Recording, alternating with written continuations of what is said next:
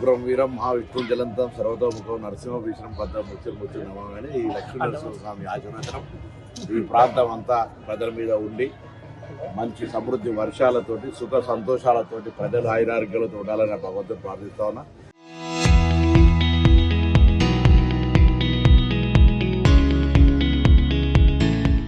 నేను పార్లమెంటు సభ్యుడిగా ఉన్నప్పుడు ఈ క్షేత్రానికి అనేక సందర్భాలు వచ్చిన తెలంగాణ రాష్ట్రం రావాలని కోరుకునే సందర్భంలో వచ్చినాం.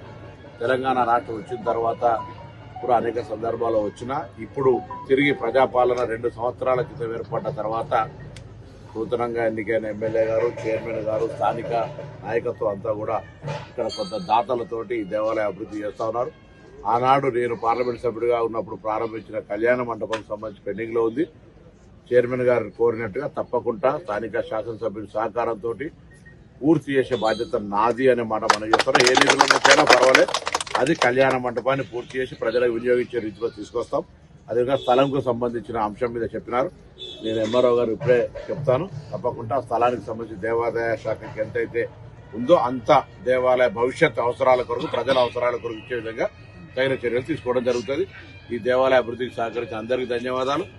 అందరికీ కూడా ఎప్పుడు కూడా ఆ లక్ష్మీ నరసింహ ఆశీర్వచనం అటు నాంపల్లి గుట్ట కావచ్చు, అటు ధరంపూరి కావచ్చు, ఇక్కడ ఇది కావచ్చు, ఈ విధంగా అన్ని అటు వెంబడి రాజన్న కోట రాజన్న ఈ విధంగా మన అందరూ కూడా అనేక దేవాలయాల ఆశీర్వచనంతో ఈ ప్రాంతం అంతా కూడా రైతాంగం మంచి సుఖ సంతోషాలతో ప్రజలందరూ కూడా ఆయురారోగ్యాలతో మంచి విజయాలు కలిగి ఉండాలని కోరుకుంటూ భగవంతుని ఆశ. Local to global news at your finger tips. మీ చేతిలో ఒక ఆయుధం. డౌన్లోడ్ రా TV app. Media legend Ravi Prakash is back.